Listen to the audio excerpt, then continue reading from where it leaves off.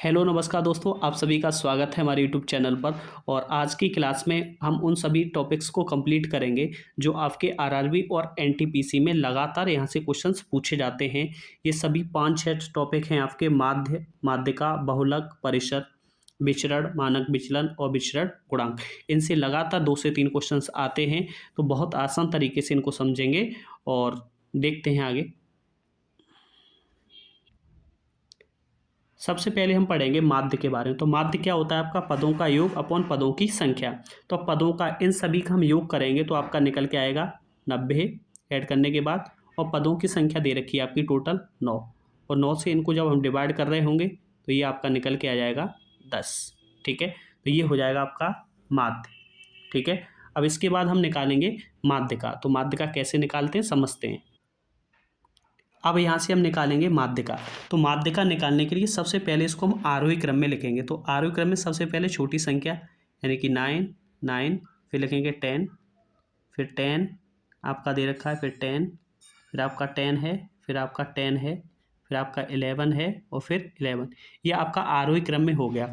और माध्यिका जो होती है आपका मिडिल नंबर होता है। ठीक है, तो मिडिल नंबर में देखेंगे तो 4 संख्या ये हो गई आपकी और 4 संख्या इधर, तो मिडिल में कितना है आपका 10, यही आपकी मीडियन हो जाएगी। ठीक है, तो माध्यिका कितनी हो जाएगी इसकी आपकी 10। तो इस प्रकार से हम माध्यिका निकाल सकते हैं। ठीक है, यहाँ तक उम्मीद है सभी बातें आपको अच्छे से समझ आ रही होंगी। नेक्स्ट आगे की ओर चलते हैं। अब हम समझेंगे बहुलक के बारे में। तो बहुलक के बारे में आपको एक चीज़ पता है कि जो संख्या सबसे अधिक बार होती है वही उसका बहुलक होता है। तो इसमें देखेंगे 10 आपका सबसे अधिक बार आया है, तो यही आपका आंसर हो जाएगा। बहुलक कितना हो जाएगा आपका 10 हो जाएगा। अब एक क्वेश्चन आपका बनता है जिसमें आपका माध्य और माध्यिका दे रखी होती है। जैसे कि मैं क्वेश्चन ले रहा हूँ यहाँ पे, इसे बड़े ध्यान से समझेंगे, मोस्ट इंपोर्टेंट क्वेश्चन है। आपका माध्य दे रखा है 10, ठीक है, और माध्यिका भी आपकी दे रखी है, माध्यिका है ये आपकी, और ये भी दे रखी है आपकी 10। अब हमसे बहुलक निकलवाया है। ठीक है, आपसे बहुलक निकलवाया है। बहुलक कितना होगा? बहुलक आपको बहुलक निकालना है। तो बहुलक जब हम निकालते हैं इस कंडीशन में, तो आपको फॉर्मूला याद रखना है। फॉर्मूला आपको याद रखना है 3 मीडियन, ये आपकी मीडियन है, माइनस के 2 माध्य। ठीक है, 3 मीडियन माइनस के 2 माध्य। तो 3 इंटू मीडियन कितनी है आपकी 10, माध्यिका माइनस के 2 इंटू माध्य भी कितना है आपका 10। ठीक है, तो ये कितना हो गया 30, और ये हो गया आपका 20। तो ये कितना निकल के आया 10। ठीक है, ये हो जाएगा आपका आंसर। तो इस प्रकार से अगर क्वेश्चन बनता है तो ये भी आप इस फॉर्मूले से हल कर लेंगे। बहुलक बराबर 3 माध्यिका माइनस के 2 माध्य। यदि इस प्रकार से क्वेश्चन आता है तो आप सीधे ही सॉल्व कर सकते हैं। ठीक है, दोनों तरीके के क्वेश्चन आपको मैंने यहाँ बता दिए। अब मैं यहाँ से आगे बढ़ता हूँ। अब हम समझेंगे परिसर के बारे में। परिसर क्या होता है? तो परिसर बहुत आसान है आपका। परिसर क्या होता है? तो परिसर बराबर होता है महत्तम यानी कि अधिकतम, अधिकतम जो वैल्यू होती है, और आपकी न्यूनतम। ठीक है, अधिकतम वैल्यू में से न्यूनतम घटा देंगे तो आपका परिसर निकल आएगा। तो अधिकतम वैल्यू इसमें दे रखी है आपकी 11, और न्यूनतम कितनी है आपकी 9। तो 11 में से 9 गया तो आपका परिसर कितना हो जाएगा आपका 2। ये बहुत आसान होता है, यानी कि जो अधिकतम संख्या होती है उसमें से न्यूनतम हम संख्या माइनस कर देते हैं और आपका क्या निकल के आ जाता है? आपका परिसर निकल के आ जाता है। तो परिसर आपको उम्मीद है अच्छे से समझ आया होगा। और नेक्स्ट हम आगे चलेंगे इससे। अब हम समझेंगे विचरण, प्रसरण या प्रसार। ये एक ही बात है, इन तीनों नामों से ये परीक्षा में पूछा जा सकता है। तो अगर हमें विचरण निकालना है तो किस प्रकार से निकालेंगे, बड़े ध्यान से समझें इसको। जैसे हमने माध्य, सबसे पहले हमें माध्य निकालना होगा, तो हम माध्य निकाल चुके हैं। माध्य हमने कितना निकाला है? आपका 10 निकाला है। ठीक है, कितना निकाला हमने? 10 आपका माध्य निकाला है। माध्य से इन सभी संख्याओं का अंतर लेंगे। जो संख्याएं आपकी दे रखी हैं इन सभी संख्याओं का आप क्या लेंगे? अंतर लेंगे माध्य से।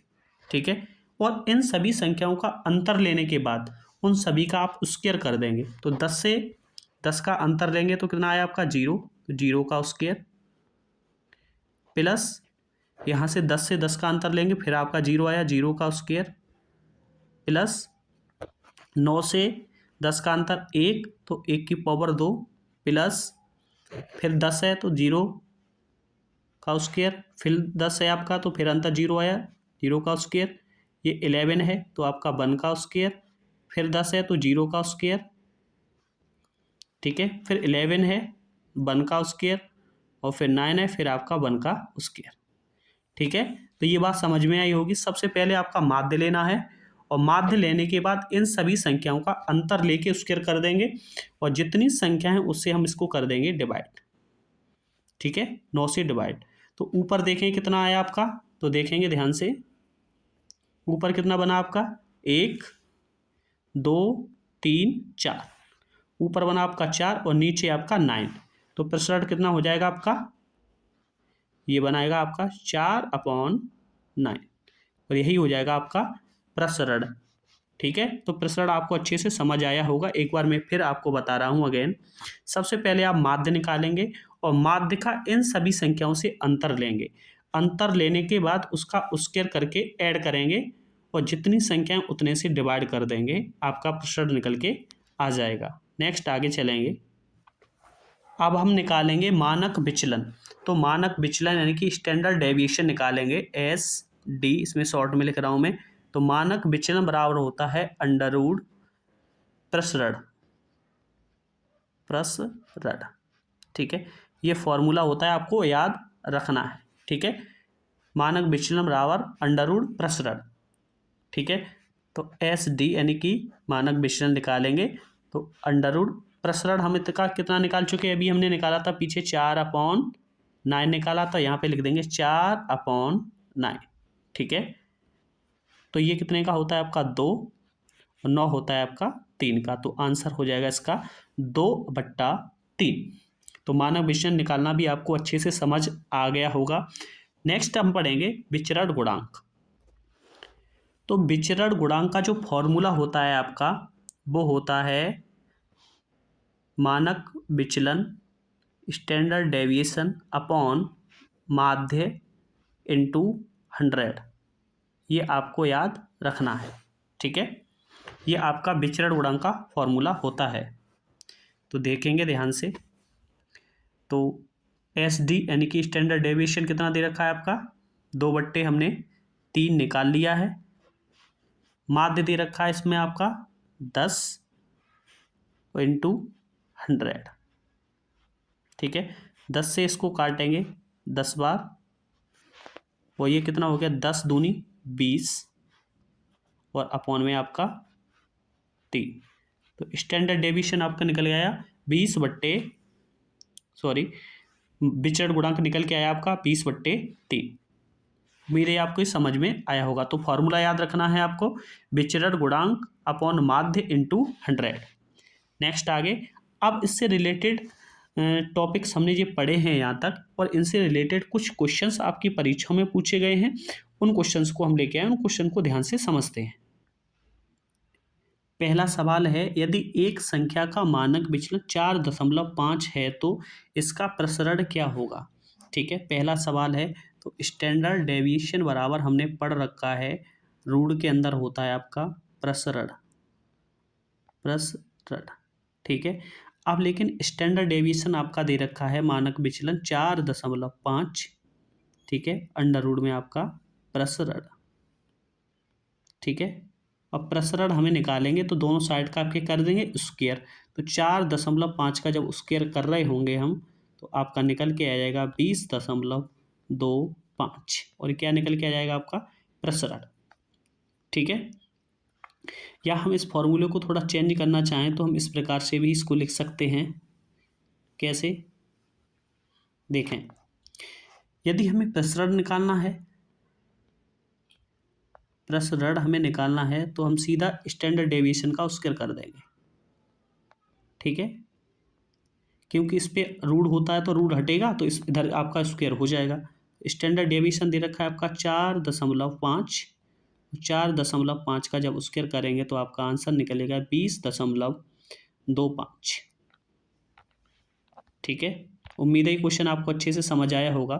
नेक्स्ट अगले क्वेश्चन की ओर चलते हैं हम।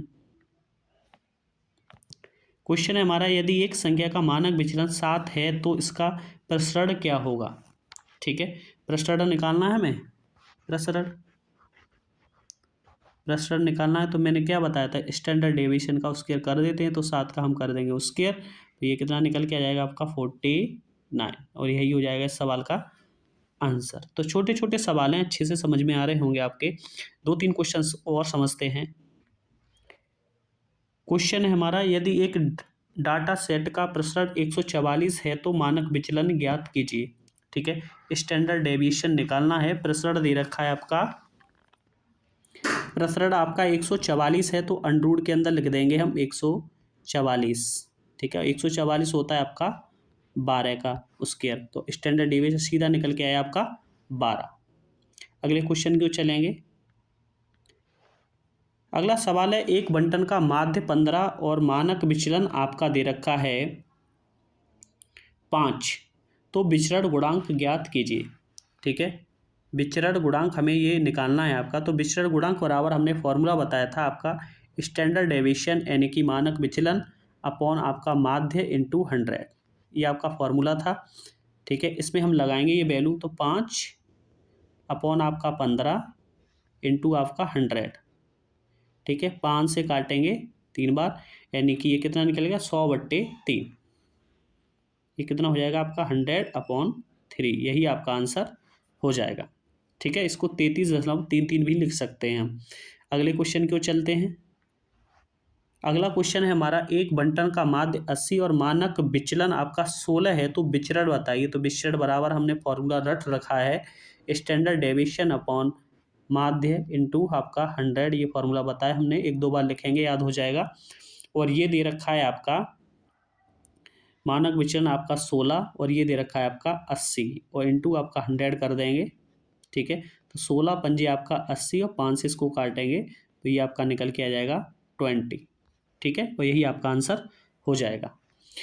एक और क्वेश्चन समझते हैं। क्वेश्चन हमारा, एक बंटन का माध्य 24 और मानक विचलन 6 है, तो विचरण गुणांक ज्ञात कीजिए। तो विचरण गुणांक का फॉर्मूला हमें पता ही है, स्टैंडर्ड डेविएशन यानी कि मानक विचलन 6 और आपका माध्य है 24, और परसेंटेज आपके 100 पे हम निकालते ही हैं। ठीक है, तो 6 से काटेंगे आपका 4, और 4 से हम इसको काटेंगे तो आपका आंसर निकल के आ जाएगा 25। ठीक है, तो आज की क्लास आपको कैसी लगी, सभी क्वेश्चंस कैसे लगी, सभी चीज़ें आपको अच्छे से समझ आई, कमेंट करके ज़रूर बताएं। और चैनल से यदि आप पहली बार जुड़े हैं तो प्लीज़ सब्सक्राइब करें और अधिक से अधिक वीडियो शेयर करें। ऐसी शानदार वीडियो के साथ हम अगेन आपसे मिलेंगे। थैंक यू, धन्यवाद।